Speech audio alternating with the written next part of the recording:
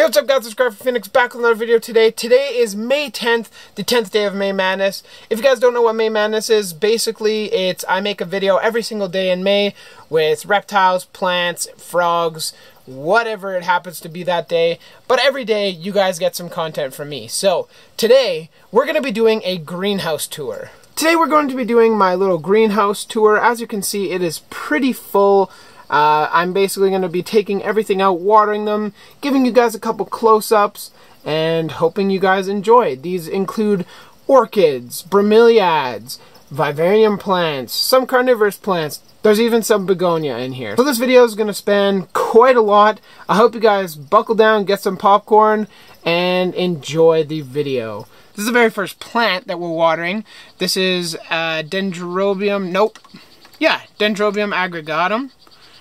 It is quite a nice plant, honestly. I know these do need a winter rest, but I don't really give them that opportunity. So maybe this year I will give them a little bit more of an opportunity for a winter rest. Right now it's more in the growing stage because it's summertime, so I'm not going to worry too much about that just yet. I'm actually going to hang this guy back up in here. And then this is my little Cattleya. It's super tiny. It's a Cattleya Allore cross-synchronum. So it's going to be a very small plant, but with hopefully some large, nice blooms. As you can see, it is quite a small plant. It's definitely compact at very most. The next plant I have in the greenhouse is this Dendrobium cuthbertsoni. This thing's really, really small, tiny, tiny little plant. You can see here, this is the very end of its bloom, unfortunately. But it was a super, I mean, look at the size of the plant. Like that, they're the size of my fingernail with a bloom that is absolutely massive. There's no scent to it, but this is a Dendrobium that is actually shooting out a new growth right now. I don't know how well you guys can see that, but right in there, there's actually a new growth, so that's awesome. I'm definitely going to make sure I keep this nice and moist, nice and well fertilized, because there's no roots on that plant. So I need to encourage a root system the best that I possibly can. Alrighty, so this is Oncidium Heavensent. This is one of these Oncidiums that smell apparently really, really amazing. I don't know for sure, but there's also a little tiny baby. I don't know if even that's in shot, but right here, give it a second to focus. Hopefully it does. Right there is actually a Biophytum sensitivum. So I'm hoping that will keep growing and and push some roots and keep going for me, because that's really the only one that I have. This plant here, I'm actually just going to leave it on the ground. This plant here is actually an Angraecum sesquipedale, or sesquipedale, however you want to pronounce it. This one's really important to me because I am a biologist, and this is named after, this is like the Charles Darwin orchid, so I'm really super stoked to have this in my orchid collection, I guess you could call it. And I'm really excited and hope this starts to grow. The temperatures are picking up. As you can see, there is a new growth right here. I guess I'll pick it up for you just real quick, just so you guys can see. There's a new growth right up at the top there.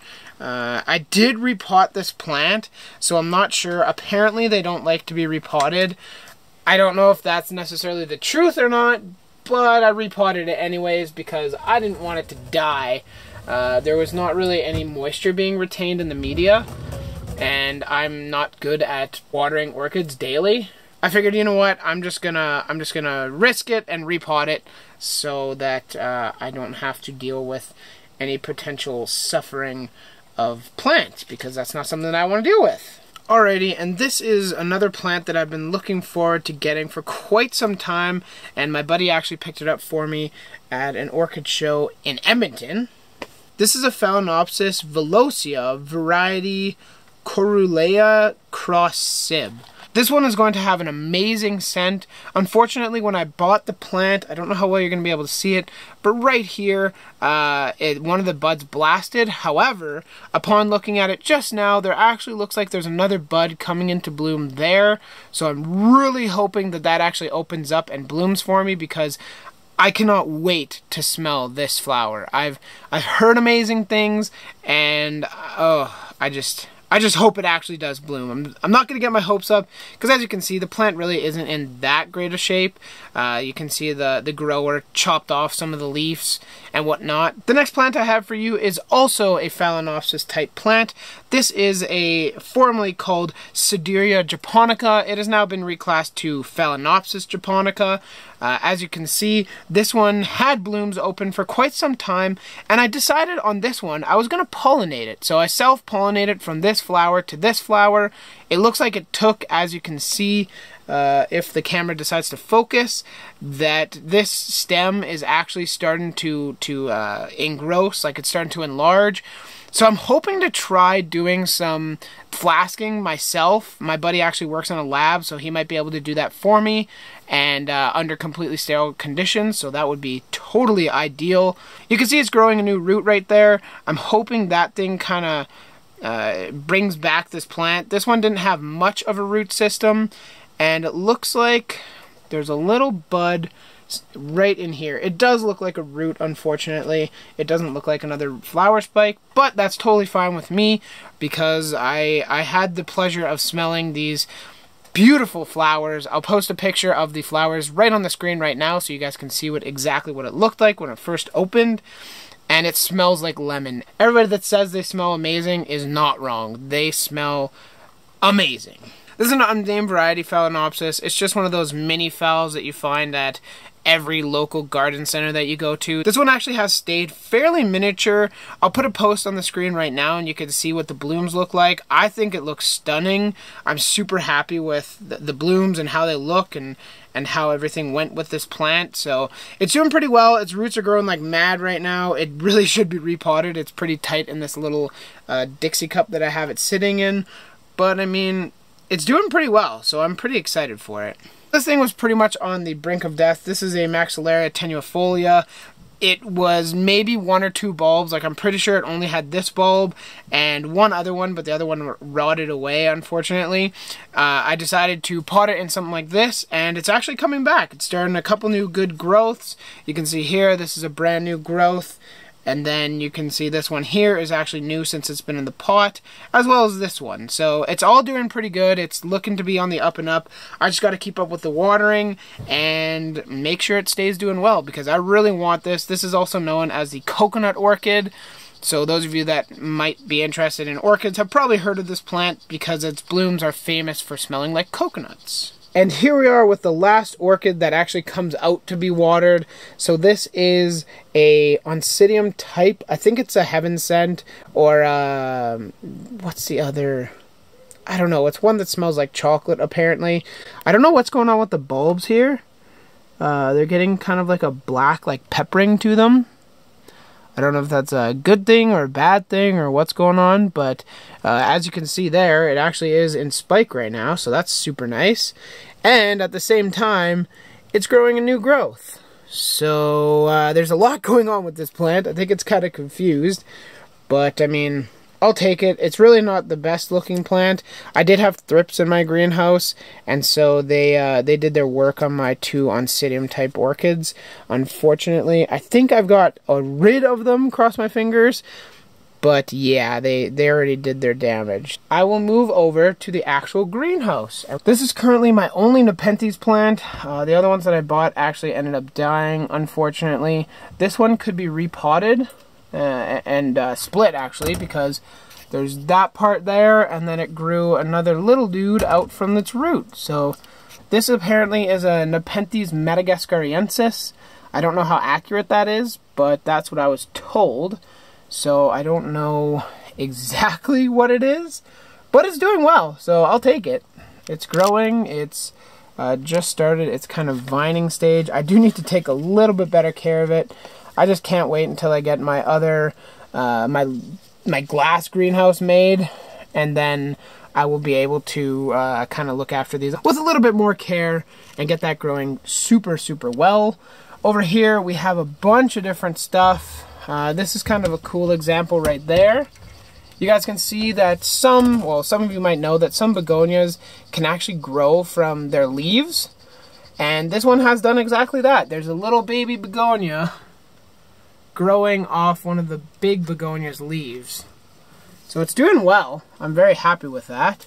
I decided to transplant all the begonias from those cups into pots with soil. And then over there, I don't know what plant that is over there, but it's a plant. That's, you know, science right there. And then over here, this, if you guys know what kind of Dischidia this is a Dischidia species that I got, and it's doing pretty well. It's starting to grow, so I'm very happy with that. At the back there, we have my hibiscus plant. Well, it's not really mine. I basically just feed it all to Sheldon. In fact, pretty soon, I think I might actually transplant this into Sheldon's tank just to grow in there and see what he does with it, because I don't think it's doing very well in this type setup. So I might actually do that later today and transplant that into his tank. That way he can destroy it or eat it or whatever he wants to do with it. He can have his fun with it. Open the other side to this bad boy. And in here I have a couple different plants. These are 2 cuttings. One of my bosses at work let me take a couple cuttings home. That's where the Dischidia came from. And these 2 guys right here. I think that's a peperomia, if not like a mini begonia. I don't actually know. If anybody knows what plant that is, definitely let me know. And then this one looks like almost like a micro philodendron or something. I don't really know, and I don't think anybody's going to be able to tell me. So if you guys happen to know, definitely let me know in the comment section down below. What do we got over here? We have my exciting little ant plant there. I'm super excited with that. It's actually doing pretty well. I need to water it again right away here. But besides needing a little bit of water, it is doing quite well. At the back there, we have bromeliad just from IKEA. It's doing pretty well. Its flower spike is obviously dying off, so it should be starting to pup pretty soon here. Now, obviously, the 2 elephants in the room, we have 2 vanilla orchids. There's one there, that's the Vanilla odorata, and Vanilla planifolia variegata. So variegated vanilla. Those are actually doing really well right now.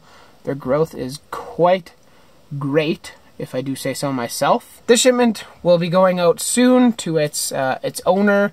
I am selling bromeliads right now, so if you guys are interested and you're in Canada, definitely let me know. What else do we have? We got another, we have a cryptanthus with a bunch of different pups. There is a little pot of peperomia prostrata growing in there. It's actually doing really well. I'm super happy with that. There is obviously fine baby tears right there. Behind there, I believe those are 2 kiwi plants. And at the back there, we have angel wing begonia. So that is the plant tank. An update on the greenhouse, I guess. You guys can see there's tons of little sprouts in there. They're all doing really, really well. Unfortunately, my Margravia from Kevin actually ended up dying, so that's very unfortunate.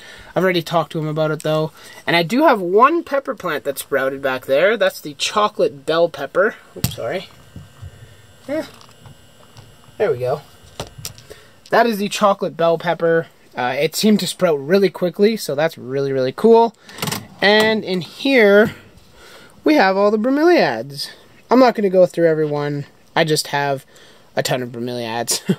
I don't want to go through each and every one. But if you're interested in some bromeliads for vivarium, definitely hit me up. I have about, 30 in here, something like that.